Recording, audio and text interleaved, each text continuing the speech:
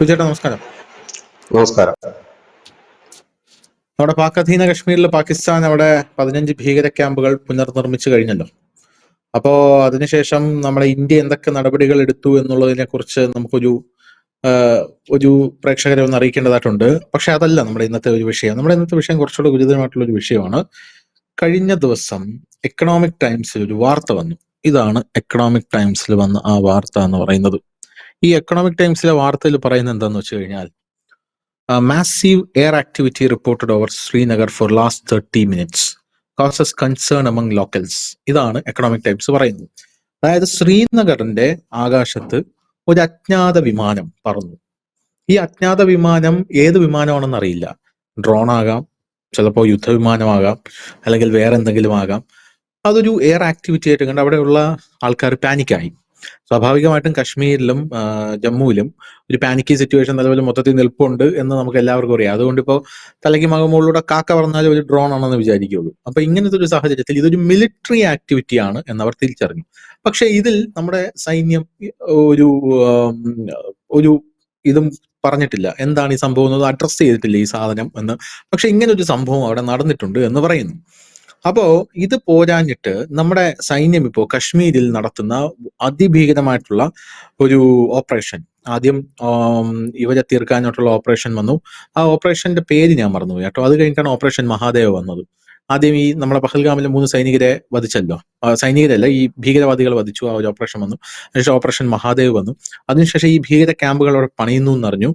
ഇപ്പൊ വനപ്രദേശത്തടക്കം CRPF big ബ്രദറിന്റെ role കൊടുത്തുകൊണ്ട് കോബ്ര യൂണിറ്റുകളെ ചരിത്രത്തിൽ ആദ്യമാക്കി പല പ്രദേശങ്ങളിലും ഇറക്കി. വനത്തിനകത്ത് പോലും പഴുതടച്ച സുരക്ഷയാണ് കശ്മീരിൽ ഉണ്ടാകുന്നത് എന്ന റിപ്പോർട്ടുകൾ പുറത്തു വരുന്നു. ഇതൊന്ന്. അപ്പൊ നമ്മൾ അവിടെ സുരക്ഷ കൂട്ടിക്കൊണ്ടേയിരിക്കുകയാണ്. എന്തോ സംഭവിക്കാൻ പോകുന്നു എന്നുള്ളത് കൊണ്ടാണല്ലോ നമ്മൾ സുരക്ഷ കൂട്ടുന്നത്. രണ്ടാമത്തെ കാര്യം, ഇതേ എക്കണോമിക് ടൈംസിൽ വന്നൊരു റിപ്പോർട്ട്, നമ്മുടെ നോർത്ത് ഈസ്റ്റ് കോറിഡോർ പിടിക്കാനായി അസീം മുനീർ ഒരു പുതിയ പദ്ധതിയുമായിട്ട് വരുന്നുണ്ട്. ഇപ്പൊ പാകിസ്ഥാൻ സ്വാഭാവികമായിട്ടും ഓപ്പറേഷൻ സിന്ദൂറിന് ശേഷം പാകിസ്ഥാൻ തകർന്നു നമ്മൾ നിലവിൽ വിചാരിക്കുന്നുണ്ടെങ്കിലും അമേരിക്കയും ഇന്ത്യയും ഇടഞ്ഞ ഈ ഒരു സാഹചര്യത്തിൽ പാകിസ്ഥാൻ അത് വലിയ ഒരു ആശ്വാസമായി മാറുന്നുണ്ട്.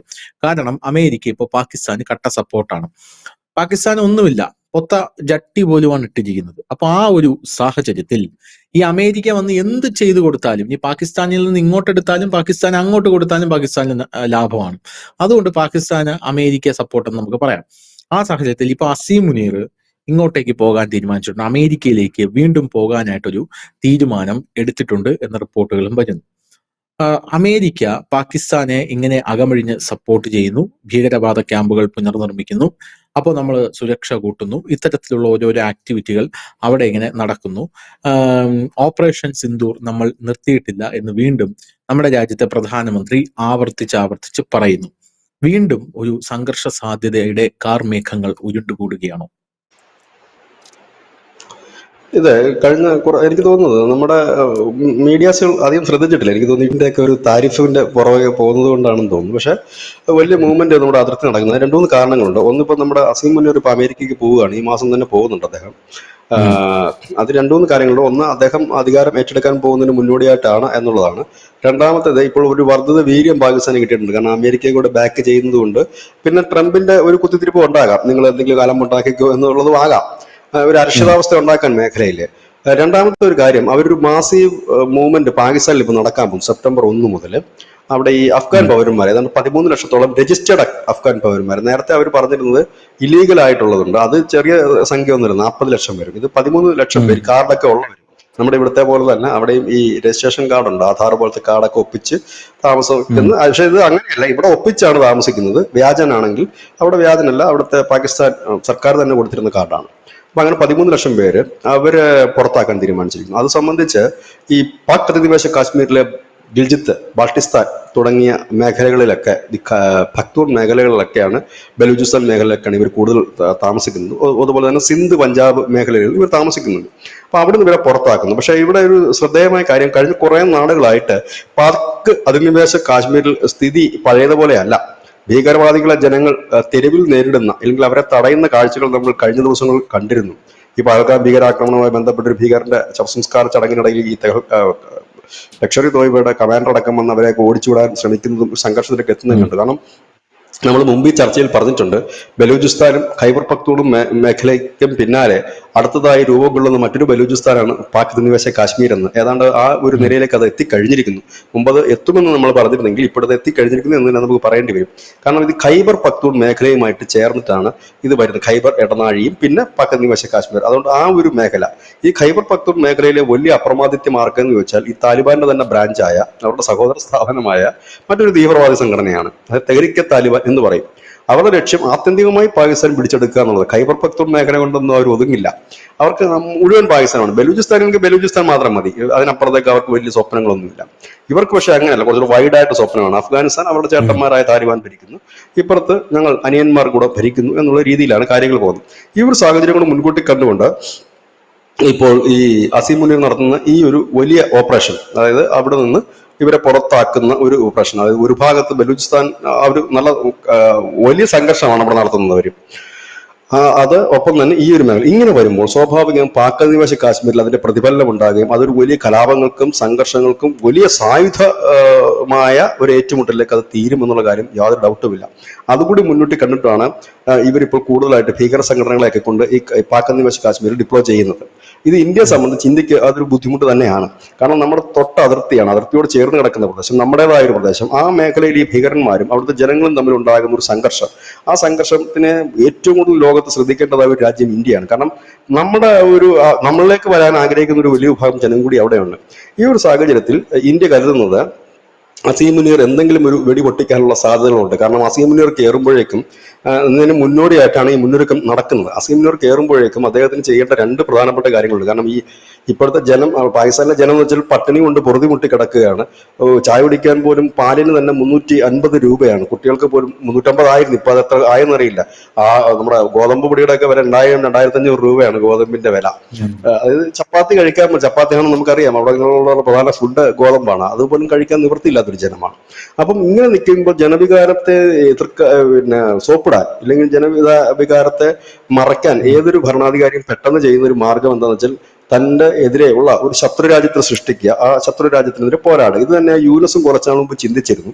ഓപ്പറേഷൻ സിന്ദൂറിന്റെ സമയത്ത് അവിടെ വെച്ചിട്ട് നമ്മുടെ ഇന്ത്യൻ സൈന്യത്തിന്റെ ശ്രദ്ധ തിരിക്കാൻ അവിടെ ഒരു ആക്രമണം പ്ലാൻ ചെയ്തായിരുന്നു. പക്ഷേ ഈ നമ്മുടെ വെസ്റ്റ് ബംഗാളിൽ നമ്മുടെ ഇന്ത്യൻ സൈന്യം ഒരു തീസ്താ പ്രകാരം നടത്തിയതോടുകൂടി ഇന്ത്യൻ സൈന്യം പറഞ്ഞു, യൂനസ് അത് കണ്ടോ, അവന്മാരടിക്കുന്നടി. ഒരു സൈഡിൽ അവന്മാർ പാകിസ്ഥാനെ തീർത്തോണ്ടിരിക്കുന്നുണ്ട്, മറ്റേ സൈഡിൽ അവന്മാർ പ്രാക്ടീസ് ചെയ്യുന്നത് നമ്മളെ അടിക്കാൻ വേണ്ടിയിട്ടാ, വേണോ വേണ്ടയോ എന്ന് ചോദിച്ചു.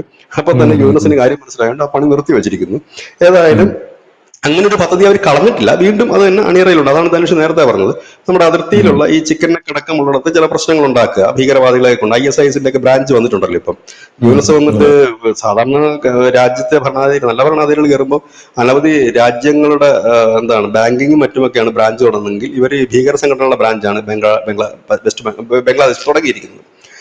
ഏതായാലും അങ്ങനെ ഒരു ആക്രമണം നടത്തുക, അതായത് മുനീറിനെ സംബന്ധിച്ച് ഇപ്പോഴത്തെ സാഹചര്യത്തിൽ അമേരിക്ക അതിന് ഫുൾ സപ്പോർട്ടായിരിക്കും. കാരണം ഈ ഇന്ത്യയിൽ ഒരു അരക്ഷിതാവസ്ഥ ഉണ്ടാക്കുക, ഇന്ത്യയുടെ സാമ്പത്തിക വളർച്ച തടയിടുക എന്ന ലക്ഷ്യവുമായിട്ട് ഒരു ആക്രമണം വരികയാണെങ്കിൽ അതൊരു ബുദ്ധിമുട്ടുണ്ടാക്കും. ഈ ഒരു അവസരം നന്നായി മുൻകൂട്ടി കണ്ടുകൊണ്ടുകൂടി തന്നെയാണ് ഇന്ത്യയും ചൈനയുമായിട്ടുള്ള അടുക്കുന്ന നീക്കം. ഇന്ത്യയും ചൈനയുമായിട്ടുള്ള പ്രധാന പ്രശ്നങ്ങൾ ഒന്നെന്ന് പറഞ്ഞാൽ അതിർത്തി പ്രശ്നങ്ങളാണ്. അത് ഏകദേശം പരിഹരിച്ചു വരുന്നു എന്നുള്ളത് തന്നെയാണ് രണ്ട് രാജ്യങ്ങളും പറയുന്നത്. അതായത് പഴയതുപോലെയല്ല, കുറച്ചധികം നമ്മൾ പരിഹരിച്ചു കഴിഞ്ഞിരിക്കുന്നു. പിന്നെയുള്ള ദലൈലാമ ഇഷ്യൂ ഒക്കെയാണ്, അതങ്ങോട്ട് മാറ്റി വെച്ച് കഴിഞ്ഞാൽ ദലൈലാമ ഇഷ്യൂ നമുക്ക് പിന്നെ ചർച്ച ചെയ്യാം. അതിപ്പോ നമ്മൾ തൽക്കാലം വേണ്ട, അതവിടെ നിൽക്കട്ടെ, അതൊരു ഇന്റർനാഷണൽ പ്രശ്നങ്ങളൊന്നും അല്ലല്ലോ. ആദ്യം നമ്മുടെ കഞ്ഞൂടി നടക്കട്ടെ, പിന്നെ ചർച്ച ചെയ്യാം എന്ന രീതിയിലേക്ക് അത് മാറുന്ന ഒരു സാഹചര്യം കൂടി ഉണ്ട്. അതിന് മുൻകൈ എടുക്കുന്ന റഷ്യയാണ്.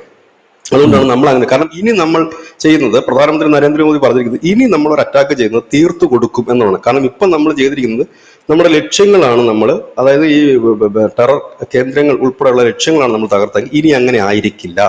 കാരണം അന്ന് പണിയെടുക്കാതെ മാറി നിന്ന ഒരു ടീമുണ്ട് നമ്മുടെ ഗ്രൂപ്പില്, നേവിയാണ്. ആ നേവി ഉൾപ്പെടെ കളത്തിൽ ഇറങ്ങിക്കൊണ്ട് ഒരു നല്ല പണി നടക്കും എന്നുള്ള കാര്യത്തിൽ യാതൊരു ഡൗട്ടിൽ പറഞ്ഞു കഴിഞ്ഞിട്ടുണ്ട്.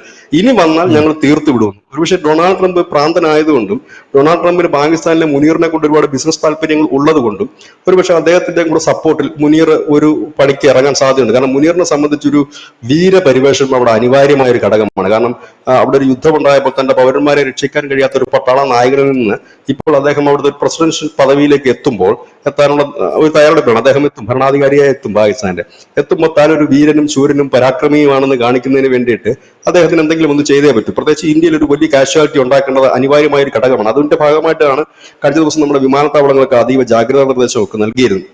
അങ്ങനെ ഉം. എന്തെങ്കിലും നടന്നു കഴിഞ്ഞാൽ ഇപ്പോൾ അദ്ദേഹം കരുതുന്ന മറ്റൊരു കാര്യമുണ്ട്. പാക് അധിനിവേശ കാശ്മീരിൽ ഈ ഭീകരവാദികളുടെ ക്യാമ്പ് ഉള്ളതുകൊണ്ട് ഇന്ത്യയുടെ അറ്റാക്ക് അങ്ങോട്ട് പോകും. പക്ഷെ ഇന്ത്യയുടെ അറ്റാക്ക് അങ്ങോട്ട് പോകാൻ യാതൊരു സാധ്യതയുമില്ല. ഈ ഒരു ഉം. സാഹചര്യത്തിൽ പാക് അധിനിവേശ കാശ്മീരിൽ വലിയ ഇഷ്യൂസ് ഉണ്ടാകും. കാരണം ഈ അഫ്ഗാനികളൊക്കെ പുറത്താക്കുന്നത് അതിന്റെ ഭാഗമായിട്ടാണ്. നിലവിൽ അഫ്ഗാനിസ്ഥാനുമായിട്ട് പാകിസ്ഥാൻ നല്ല ബന്ധമല്ല ഉള്ളത്. അതും കൂടെ കൊണ്ടാണ് അവർക്ക് പുറത്താക്കാൻ തീരുമാനിച്ചത്. അതൊരു വലിയ കലാപമായി മാറും. ഒന്നുകിൽ അതായിരിക്കാം, അതല്ലെങ്കിൽ ഈ മുനീർ കയറുന്നതിന് മുമ്പ് ഇന്ത്യക്കെതിരെ അദ്ദേഹം നടത്തുന്ന നീക്കങ്ങൾ അതിനൊരു തിരിച്ചടിയായിരിക്കും. ഏതായാലും കാശ്മീർ ഒന്ന് ശുദ്ധമാക്കി എടുക്കാൻ തന്നെ നമ്മുടെ ഈ കേന്ദ്ര സർക്കാർ കഴിഞ്ഞ ഒരു വർഷമായി ശ്രമിച്ചുകൊണ്ട്. കാരണം കാശ്മീരിൽ നമ്മൾ വിചാരിക്കുന്നുണ്ടെങ്കിൽ എല്ലാവരും ഇന്ത്യക്കൊപ്പം നിൽക്കുന്ന ജനമൊന്നുമല്ല. അതൊക്കെ ഈ സുഡാപ്പി ചാനലുകൾ പറയുന്നതാണ്. അങ്ങനെയൊന്നുമല്ല. ഇതിന്റെ പല ഭാഗങ്ങളിലും ഈ തീവ്രവാദികൾക്ക് സഹായം നൽകുന്നത് പ്രാദേശികമായിട്ടുള്ള ഉം. ആളുകൾ തന്നെയാണ്.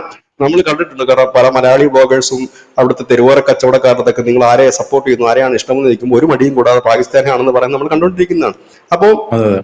അങ്ങനെ ഒരു ജനവിഭാഗമാണ്. അങ്ങനെയുള്ളവരെയാണ് ഇപ്പോൾ ഫിൽട്ടർ ചെയ്യുന്നത്. മുമ്പൊക്കെ നമുക്കറിയാം, പട്ടാളം മൂവ് ചെയ്യുമ്പോൾ തന്നെ ഹൂറിയത്തിന്റെ സംഘടനകളും ഒപ്പം തന്നെ നാഷണൽ കോൺഫറൻസും PDP ഒക്കെ വലിയ പ്രതിഷേധമായിട്ട് രംഗത്തെത്തുമായിരുന്നു. പട്ടാളത്തെ പിൻവലിക്കൂ, ഇവിടെ പട്ടാളം വേണ്ട എന്നൊക്കെ പറയുമായിരുന്നെങ്കിൽ ഇപ്പൊ കമാന്നൊരു അക്ഷരം ഉം. മിണ്ടുന്നില്ല. കാരണം മിണ്ടിക്കഴിഞ്ഞാൽ അമ്മാരെ പിടിച്ച് വീട്ടുതടങ്കലിലിടും. ഇപ്പോഴും വീട്ടുതടങ്കലിലാണോ എന്ന് എനിക്കറിയില്ല, കാരണം സ്ഥിരം വീട്ടുതടങ്കലിലാണ് അവർ. അപ്പോൾ ഏതായാലും ആ ഒരു നീക്കത്തിലേക്കാണ് മുൻപോട്ട് പോകുന്നത്. അങ്ങനെ മുൻപോട്ട് പോവുക ഒന്ന്. ഇനി മൂന്നാമതൊരു കാര്യം നമ്മൾ പ്രതീക്ഷിക്കുന്നുണ്ട്. കാശ്മീരിന് ഒരു പക്ഷേ സംസ്ഥാന പദവി നൽകിയേക്കും. അതിന്റെ ഒരു പ്രഖ്യാപനങ്ങൾ ഉണ്ടാക്കും. അങ്ങനെ സംസ്ഥാന പദവി കാശ്മീരിന് ഉം. നൽകുകയാണെങ്കിൽ അവിടുത്തെ സെക്യൂരിറ്റി നമുക്ക് ടൈറ്റ് ചെയ്യേണ്ടത് അനിവാര്യമായ ഒരു ഘടകമാണ്. കാരണം സംസ്ഥാന പദവി കൊടുക്കുമ്പോൾ കുറച്ചുകൂടെ ഫ്ലെക്സിബിൾ ആകും കാര്യങ്ങൾ. ആ ഫ്ലെക്സിബിൾ ആകുന്നത് തീവ്രവാദികൾ മുതലെടുക്കുമോ ഇല്ലയോ എന്നുള്ളത് വെച്ചിട്ടാണ്. നമ്മളവിടെ ഇത് കണ്ടാൽ നമ്മൾ ഇതേപോലെ ഒരു മൂവ്മെന്റ് നടത്തിയതിനു ശേഷമാണ് നമ്മൾ പൗരത്വ ഭേദഗതി 370 എടുത്ത് കളയുന്നത്. അതെ, അപ്പം അതെ. സ്വാഭാവികമായി അതിന് സമാനമായ ഒരു സാഹചര്യമാണ്. ഇങ്ങനെയുള്ള സാധ്യതകളൊക്കെ മുൻകൂട്ടി കാണാം. അങ്ങനെ മൂന്ന് കാര്യങ്ങളാണ്. ഒന്ന്, ഈ പാക് അധിനിവേശ കാശ്മീരിൽ നടക്കാൻ സാധ്യതയുള്ള ഒരു വലിയ സായുധ കലാപം. രണ്ട്, ഉം. മുനീർ കാണിക്കാൻ ഇടയുള്ള ചില കുസൃതികൾ. മൂന്നാമത്തേത്, ഉം. കാശ്മീരിന് ഒരു സംസ്ഥാന പദവി നൽകുന്നതുമായി ബന്ധപ്പെട്ട കാര്യങ്ങൾ. സംസ്ഥാന പദവി നൽകിയാലും സെക്യൂരിറ്റി മുഴുവൻ കേന്ദ്രത്തിന്റെ കയ്യിലാണ്. ഇപ്പോഴും അതൊരു സംസ്ഥാനം പോലെ തന്നെയാണ്. അതിൽ നിന്ന് വ്യത്യസ്തമായിട്ട് പദവിയൊന്നും ഉണ്ടാകില്ലെങ്കിൽ പോലും സംസ്ഥാന പദവി അത് നൽകും. സംസ്ഥാന പദവി ഉം. നൽകുക എന്ന് പറഞ്ഞു കഴിഞ്ഞാൽ അതിനകത്തൊരു പ്രശ്നമുണ്ട്. ഈ 370 എടുത്ത് കളഞ്ഞതിന് ശേഷമാണ് നമ്മുടെ കാശ്മീരിന് സംസ്ഥാന പദവിയാക്കുന്നത്.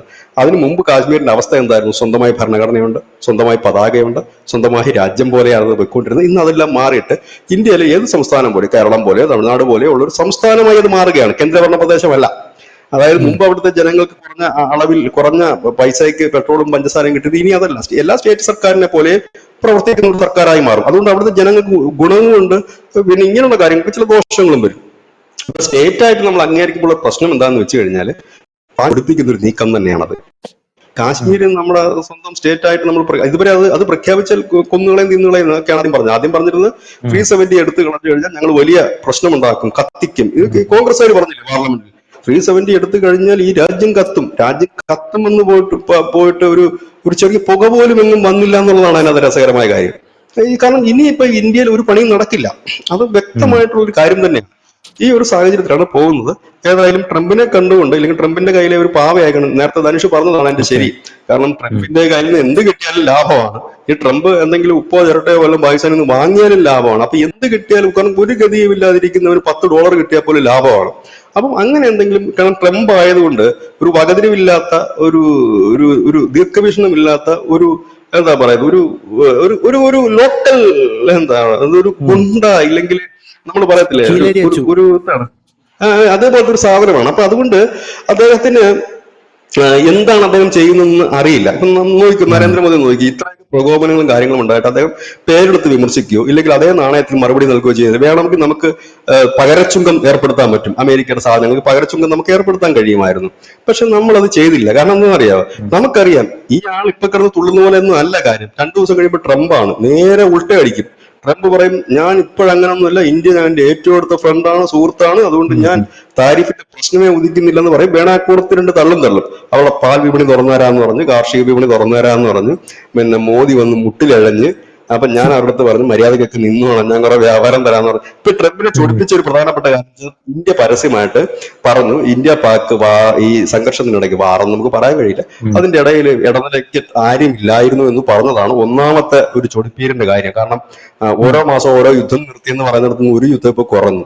ഇനി അടുത്ത അതെ. യുദ്ധത്തിന്റെ എന്ത് ഞാൻ പറഞ്ഞില്ലേ, ഇദ്ദേഹത്തിന്റെ സ്വഭാവം ഞാൻ ലളിതമായി പറഞ്ഞ പ്രേക്ഷകർക്ക് ഒരുപക്ഷെ മനസ്സിലാവും. ഈ ബെഞ്ചമിൻ നെതന്യാഹു ഇദ്ദേഹത്തിന് നിഴല് പോലെ നടക്കുന്ന ഒരു മനുഷ്യനാണ്, അമേരിക്കയുടെ. ആ മനുഷ്യനെ പ്രാന്തനെന്നും വട്ടനെന്നും അയക്ക് തലയ്ക്ക് പ്രാന്താണെന്ന് പറഞ്ഞൊരു മനുഷ്യനാണ് ഇയാള്. കൂടെ കൊണ്ടു നടന്ന് ഉം. ആ മനുഷ്യനെ കൊണ്ട് ഈ ഇറാനെതിരെയുള്ള സംഘർഷം ഉണ്ടാക്കിച്ച്, ആ മിഡിൽ ഈസ്റ്റിലൊക്കെ സംഘർഷം ഉണ്ടാക്കി വെച്ചിട്ട് അടുത്ത ദിവസം പുള്ളി പറയുകയാണ് അങ്ങേർക്ക് വട്ടാണ്, ഞാൻ നിർത്താൻ വന്നിട്ട് അയാൾ കേൾക്കുന്നില്ലെന്ന്. എങ്ങനെയുണ്ട്? ഇതാണ് പുള്ളിയുടെ.